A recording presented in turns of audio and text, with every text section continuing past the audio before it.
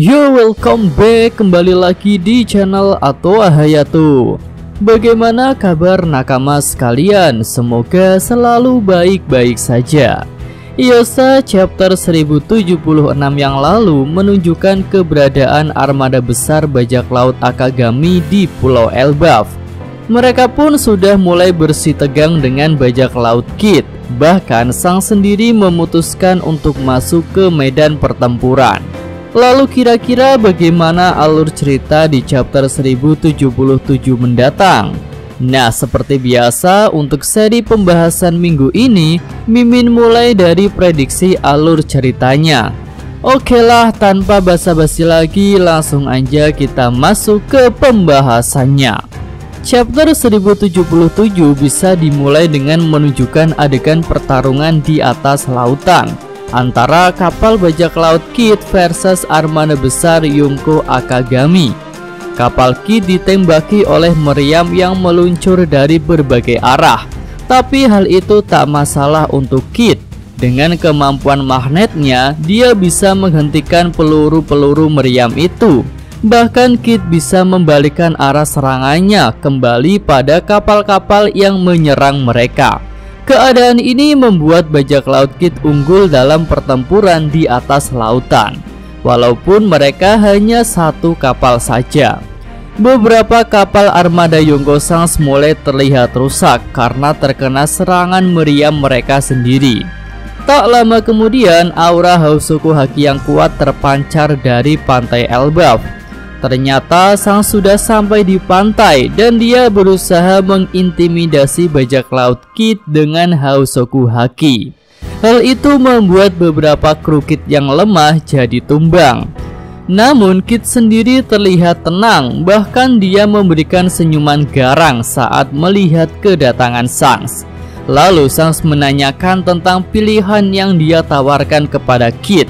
Mau bertarung atau pergi dengan meninggalkan Road Poneglyph. Kid menjawab tawaran Sangs itu dengan sebuah tembakan laser elektromagnetik yang merupakan teknik pada level awakeningnya.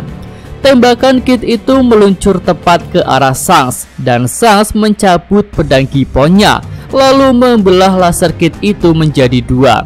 Terjadilah ledakan di bagian kanan dan kiri Elbaf karena serangan Kid itu. Kemudian Kid berkata bahwa itulah jawabannya dan dia akan bertarung dengan seluruh kekuatannya dari awal karena lawan yang dia hadapi adalah seorang Yonko. Selanjutnya scene bisa berganti ke lokasi pertarungan bajak laut Kurohige versus bajak laut Law. Di sini Yonko kegelapan itu berada di atas angin. Law terlihat kelelahan dan mulai terluka. Kru bajak lautnya pun sudah mulai tumbang, hanya menyisakan beberapa kru inti seperti Beppo, Sachi, Penguin, dan Genbar. Arena pertarungan mereka di Pulau Winner juga terlihat rusak parah akibat dari teknik Yami Yami no Mi yang digunakan oleh Kurohige.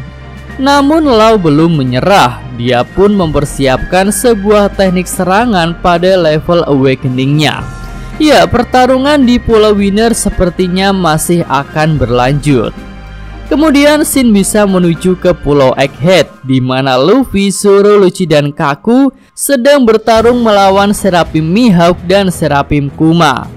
Setelah menerima serangan combo di chapter lalu, ternyata para Seraphim masih bisa bangkit. Bahkan mereka terlihat lebih kuat dan bisa menghindari beberapa serangan yang mengarah pada mereka. Saka pun mengatakan jika para Seraphim punya sistem kecerdasan buatan yang memungkinkan mereka untuk terus belajar dalam sebuah pertarungan. Hal itu membuat para Seraphim bisa membaca pergerakan lawan dan kemudian beradaptasi untuk bertarung dengan lebih baik. Luffy terlihat bingung dengan penjelasan Saka. Lucci dan Kaku bisa memahaminya dan mereka menganggap bahwa para Seraphim itu cukup merepotkan. Lalu Zoro memberikan sebuah solusi, yaitu harus mengalahkan para Seraphim dengan sebuah serangan terkuat yang langsung bisa membuat mereka tumbang. Dengan begitu mereka tak punya kesempatan untuk mempelajari pertarungan dan juga tidak akan bisa bangkit lagi. Zoro pun memakai penutup kepalanya dan bersiap untuk menggunakan teknik Asura. Nah, selanjutnya Shin bisa menunjukkan keadaan Bonnie yang sedang masuk dalam ingatannya Kuma. Di sini Bonnie melihat fakta yang menjadi alasan Kuma rela menjadi cyborg. Bonnie pun tampak menangis dan terharu setelah mengetahui hal itu. Lalu dia berusaha untuk masuk ke bagian lain pada ingatan ayahnya. Namun langkahnya terhenti. Bonnie tiba-tiba keluar dari ingatan Kuma. Tapi kali ini penyebab lockout-nya berasal dari luar. Nah, ternyata Bonnie dipaksa lockout oleh sosok misterius yang sedang mengacau di Pulau Egghead. Bonnie pun tampak mengenali orang itu dan dia bersiap untuk menyerang. Tapi ternyata sosok misterius itu ditemani oleh Seraphim Jinbe. Seraphim itu langsung menghalangi serangan Bonnie. Sosok misterius berencana untuk menangkap Bonnie dan membawanya ke sel tahanan seperti Vegapunk asli. Tapi Bonnie tidak semudah itu dikalahkan.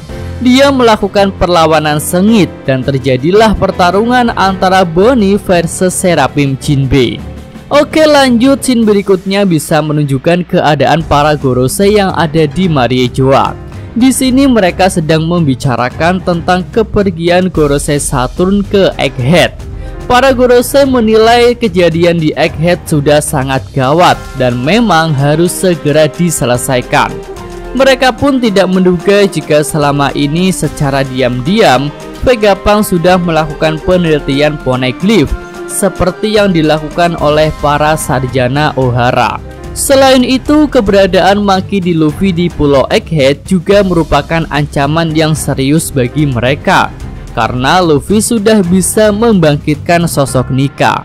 Akhirnya para Gorosei memutuskan rencana bersih-bersih secara besar-besaran akan segera dilakukan. Karena itulah mereka memanggil Akainu agar bisa mengerahkan pasukan angkatan laut untuk melakukan misi pembersihan yang sangat penting itu. Oke, itu aja pembahasan untuk prediksi chapter 1077 mendatang. Jika nakama sekalian punya prediksi lain yang lebih bagus, bisa tulis pada kolom komentar. Yosa Mimin Atwa Hayato, terima kasih. Oke, cukup sekian video kali ini. Semoga nakama sekalian menyukainya. Terima kasih udah nonton. Jangan lupa kasih like dan subscribe channel Atwa Hayato. Yo!